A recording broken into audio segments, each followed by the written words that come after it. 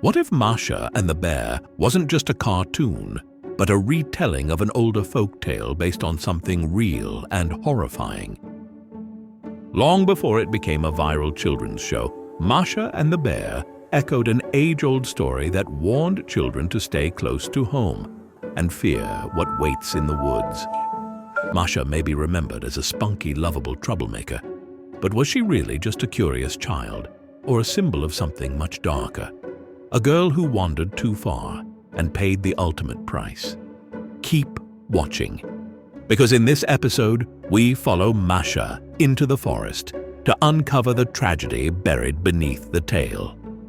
Everyone knows the cartoon. Masha is a wild, energetic little girl who lives near a forest. She constantly bothers a big, gentle bear who just wants peace and quiet. The bear is a retired circus performer who lives in a cozy house filled with his old trophies and circus awards. The show is pure comedy. Masha causes chaos, the bear gets frustrated, but everything always works out fine. It's been watched billions of times on YouTube. Parents love it because it seems so harmless. Kids love it because Masha gets away with everything.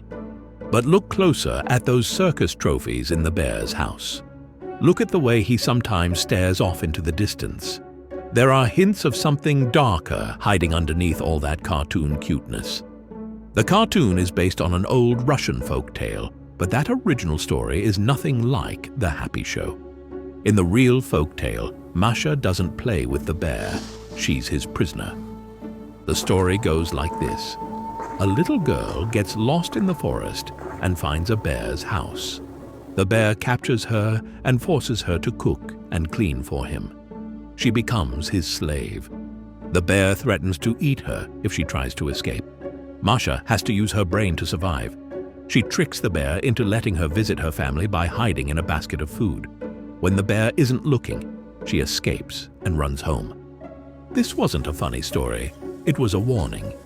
Russian parents told this tale to teach their children that the forest was dangerous. Bears were real threats. Getting lost could mean death or worse. The original Masha wasn't a playful troublemaker. She was a victim fighting for her life. So where did this story come from? Was it simply a warning about wild animals and wandering too far, or was it built on something real? Some folklorists believe the tale of Masha and the bear may have been inspired by a true event, one so tragic it could only survive through myth. The year was 1820. A traveling circus had arrived in a small Russian village, bringing with it the usual curiosities: acrobats, fire eaters, and a trained brown bear. Among the villagers who were eager to watch the show was a young girl, her name, Masha. After the show, she slipped behind the tents, perhaps searching for one more thrill. She found the bear's cage, and somehow she opened it. What followed was swift and horrifying. The bear mauled her. She died before anyone could help. The circus packed up that same night, vanishing before dawn. The villagers buried the child and tried to forget. Parents still needed to warn their children, but the truth was too cruel. And so, the true story was folded into a tale more palatable for children and their parents. So, how did a story about a child's death become a cheerful cartoon? It happened slowly, over generations. First, the real tragedy became a folk tale where at least the girl survived. Parents needed a story that would scare their kids, but not traumatize them completely. Then, as Russia changed and became more modern, the scary folk tale felt too harsh for children. Storytellers made it lighter. The bear became less threatening. Masha became braver and cleverer. Finally, when Russian animators created the modern TV show, they flipped the story completely. Instead of Masha being the bear's victim, she became the one bothering him. Instead of the bear being a monster, he became the sympathetic character who just wants to be left alone. The creators kept some hints of the original story: the bear's circus background, his sometimes sad expressions, the forest setting. But they buried the horror under layers of bright colors and silly jokes. Once you know the real story, You can see the clues everywhere in the cartoon.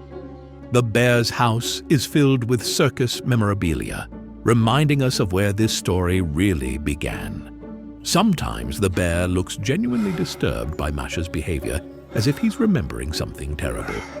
In some episodes, the bear has nightmares.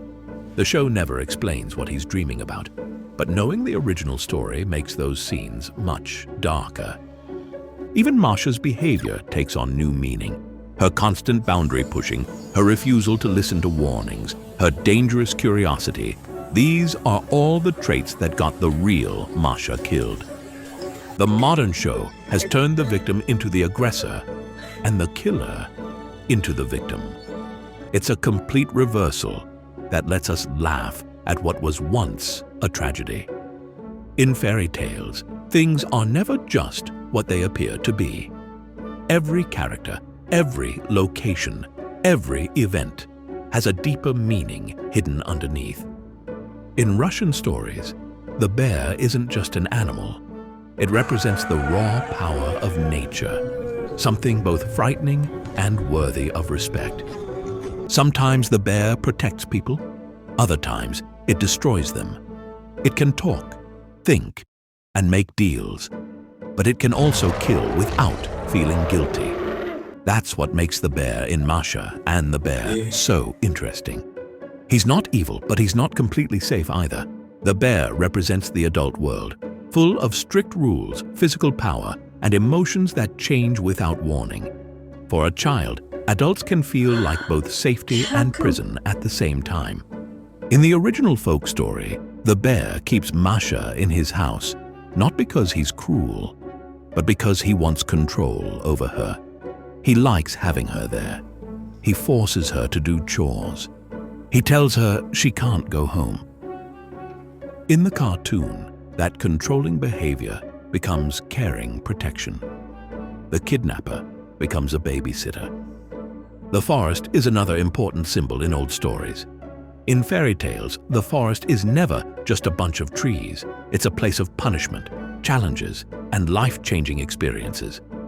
In cultures everywhere, the forest represents where the safe world ends. It marks the boundary between civilization and wilderness, between childhood innocence and real danger, between what we know and what we fear. It's where dangerous people live, where normal rules don't work, and where monsters hide. In many old stories, the forest is where characters face tests that change them forever. Masha goes in as a helpless child and comes out as something different, smarter, stronger, no longer powerless. Before it became a cartoon, before it was a bedtime story, the tale of Masha and the bear began with something far more disturbing. A real girl, a real bear, and a moment of violence that continues to echo through history.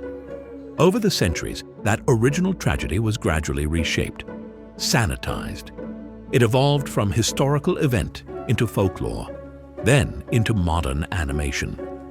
What started as a warning about forest dangers became a global children's show filled with comedy and laughter. But the core elements of the original story remain hidden just beneath the surface. Because fairy tales aren't simply entertainment. They serve as cultural memory banks that preserve experiences our societies refuse to abandon, even when we no longer want to acknowledge how or why they originated. So the next time you hear Masha's laughter or notice the bear's quiet moments of sadness, remember this. The cheerful exterior serves as a cover, concealing the dark historical reality we've collectively chosen to forget.